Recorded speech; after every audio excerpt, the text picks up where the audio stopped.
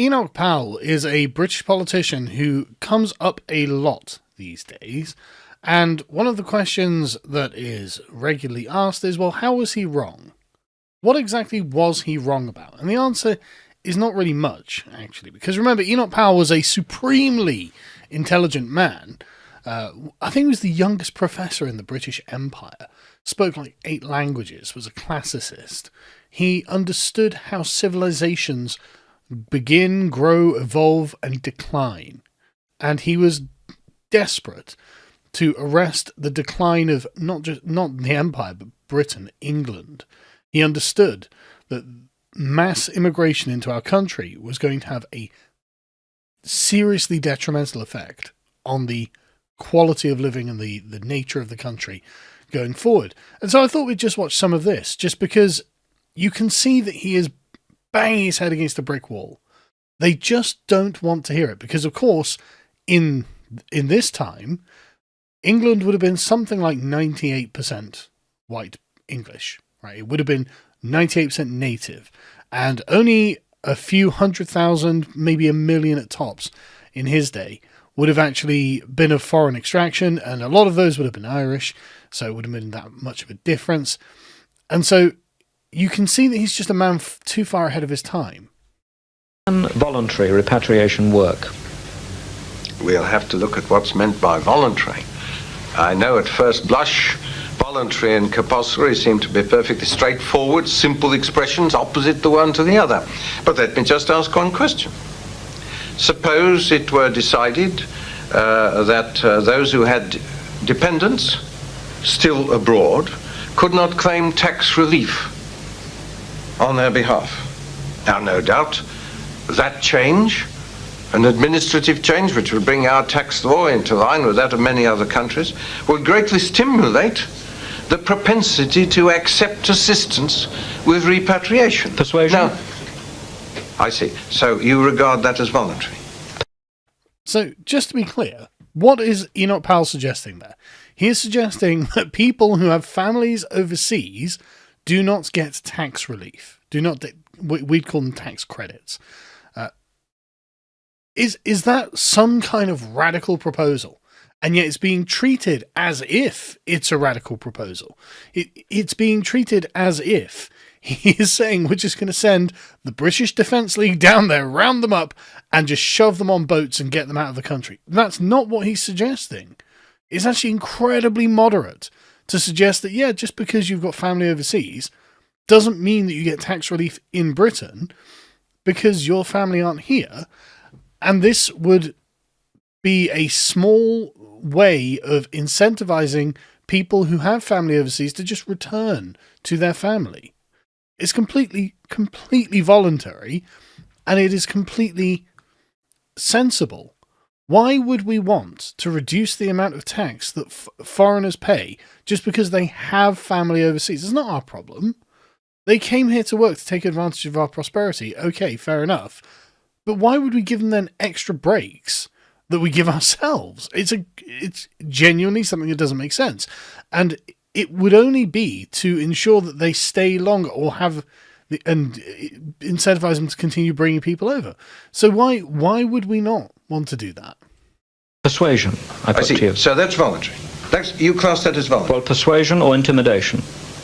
Well, you tell me. I want to know what you mean by voluntary. And I've given you an example of a government policy which would undoubtedly increase the propensity to accept assisted repatriation. Now, is that to be classed as voluntary repatriation? No, I would term that as an inducement to accept. And you regard that as voluntary? No. You asked me whether I have in mind voluntary or compulsory. And therefore I must know what it is that you regard as voluntary. Now I want you to tell me whether that would be voluntary repatriation. No, I would think that would be intimidation. Oh, come on! Come on! What a preposterous... Where's this... It would be intimidation to not give them a tax break to incentivize them to stay here forever. What? How is that intimidation? What, that is ridiculous, isn't it? I mean, I can only imagine how gentle the political environment was back in like 1968 or whenever this was filmed. for that to be considered intimidation. I mean, at the moment, you've got like half the Labour Party, or like ex-Labour Party, joining the Greens, running around literally screaming, "Eat the rich." We're just going to tax the rich to, like, increase the tax on the rich because they're the rich. And that will cause exactly the kind of thing that Enoch Powell is suggesting, because it's no different. It's absolutely no different. It's just like, well, if they come here, they can't get tax credits on family members who aren't here. And it's just like, yeah, so they'll pay extra taxes. And that is considered intimidation by this fucking idiot. Like, that's ridiculous. That is so ridiculous. It is such a gentle policy. And yet this guy's, yeah, that's intimidation. No, I would think that would be intimidation. It's just preposterous. Oh, I see. So any policy which does not place every inducement before those who are here to remain here is, in your opinion, compulsory repatriation. Well, what is your motivation for bringing in such legislation? Well, hang on a second. Why don't you just answer his question? Is it that as he says, every policy that is not an inducement to encourage them to leave or accept what he calls voluntary or assisted repatriation, is that intimidation? Is every policy, is there anything you can do? If not giving them tax breaks is a form of intimidation, again, that's the lowest. It's hard to think of anything that would be a softer inducement. Say, look, you can stay here, but they'll be, you'll pay the regular level of tax. Doesn't matter how many children you've got. Like, how much softer could a policy get? And even then, this guy's like, well, that's bad. And notice he's like, well, what's your motivation? Well, the motivation is because you don't really want unlimited numbers of foreigners to stay here, right? And it's not like Enoch Powell has been unclear about that. He doesn't think we should allow tens of thousands in his day, hundreds of millions, in fact, now, of dependents to come here and live on the British dime, because I don't know whether you've noticed, but we're really poor. And we're becoming poorer, and things aren't working. The country is just overpopulated. We are not a very big country, and yet we have an immigration policy of an absolutely gargantuan country. We've got an immigration policy that mirrors America, and we are so much smaller.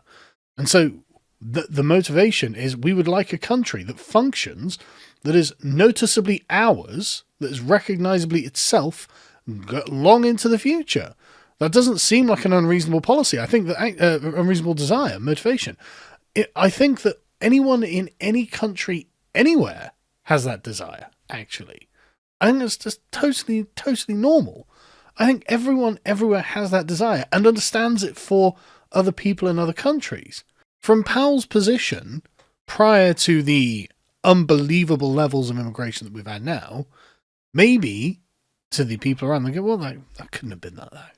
That's ridiculous. Couldn't possibly end up happening. But now we're on the other end of the Boris wave, and we have, literally like 1 million gross plus in a year. You've got to ask yourself, this is not sustainable? And actually, there are going to be millions of people here who came here without the public's consent. They did not have, the governments that let them in did not have any democratic mandate to let them in. The public has always voted against mass immigration from Powell's day to now, and yet here we are. So is it unreasonable or intimidation to suggest that actually maybe that's not sustainable and we should have policies that don't encourage it? Why are you suggesting that should happen?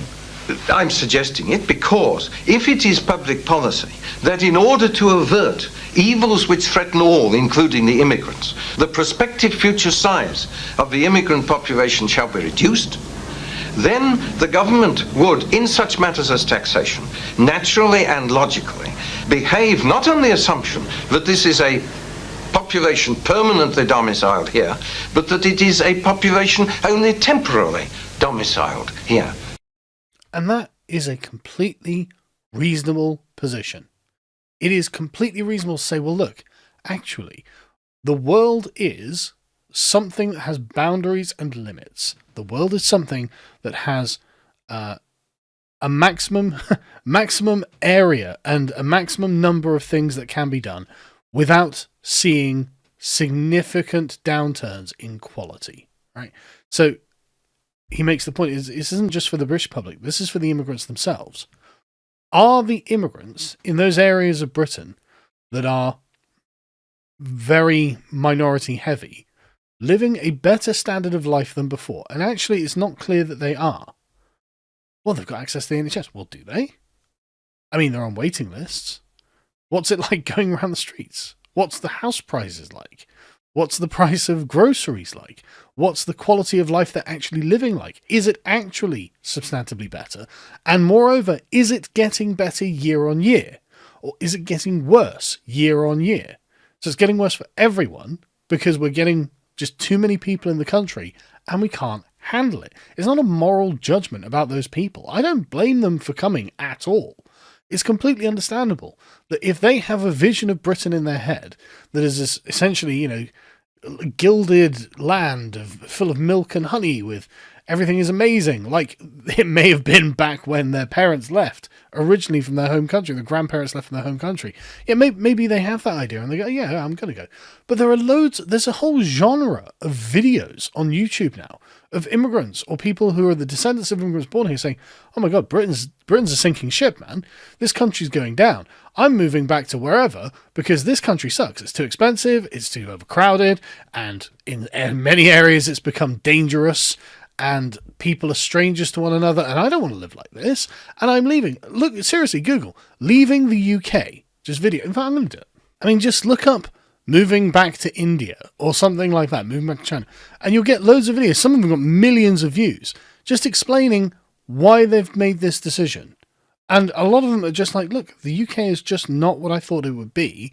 It has gone significantly downhill, and there doesn't seem to be any prospect of it improving. And you know what? They're right. They're absolutely right. And they agree with Enoch Powell that, look, this untrammeled, unlimited mass immigration policy has been detrimental to everyone in the country, the immigrant population included. And Powell was just being a responsible statesman for trying to make that issue salient. And I gave you an example of it. And therefore, I'm pointing out that to talk about voluntary and compulsory as though they were single alternatives, monolithic alternatives, is nonsense. Correct. That's completely correct. Compulsory means without any choice, and voluntary means without any incentive. And so, okay, that is true. These are the two ends of a spectrum, but there's nothing to say that you can't have incentives one way or another. And we've got so many incentives at the moment for them to just come. Why can't we have incentives for them to leave? It's totally reasonable. There's nothing in this that is in any way just kind of radical or anything like that. It's so centrist. Can I then ask you why anyone... You've gone off that then? Well, if you wish to continue with the discussion. Yes, I see. How would you define... I love the way that he's like, well, I can't get him on this then. How would you define compulsory? You see, well, I'm wondering... compulsory in the sense in which this term is used, I'm sure that the sense which it conveys to the general public is that a person would be physically seized and deported like a person being taken on board Majesty's ships of war at the end of the 18th century. See, and this is what Keir Starmer is doing now with illegal immigrants. They're constantly going on. Yeah, we've deported 35,000. You haven't. You've deported a few thousand at most, probably in the hundreds. But like physically seizing these people and putting them on a plane, not a boat anymore, and ejecting them from the country, that happens. We do that. We just do that with illegal immigrants. And I think that's very reasonable. Almost everyone in the country agrees with that. And that's not what Enoch Powell is suggesting. He's not suggesting we just physically seize immigrants and deport them. He's saying, no, we just have an incentive so that there's never a reason for the numbers of immigrants in the country to grow to a size that it starts becoming a problem for the people in the country, both the native and immigrant populations. It's totally reasonable. There's nothing wrong with this. They have places to live already. It's unlike the assumption that immigration activists always seem to have is that essentially the immigrants are trapped in hell That it's a burning lake of fire. And if we don't get them out of that burning lake of fire, they just won't survive. It'll be the end of them. All of the world outside of Britain is basically a pestilential pit in which we have to just pluck them out and dump them in a terraced house somewhere in Birmingham. It's like, no, sorry. Actually, the terraced house somewhere in Birmingham is often a worse alternative. And we are luring them in with promises of things that they end up not getting and they end up wanting to leave. It's preposterous. And we have just not been honest about this. And we've totally been unfair to Enoch Powell. Like, he did nothing wrong as far as I can see. And he was completely correct. He presaged everything, if anything, he underestimated the issue. And his solutions, which are very mild, very, very mild policies, that most people these days would say, well, that's a bit weak. I'd rather go a bit stronger on that. Very mild policies, such as not getting a tax cut, I think is completely reasonable. And the man was just unfairly demonized in his own time.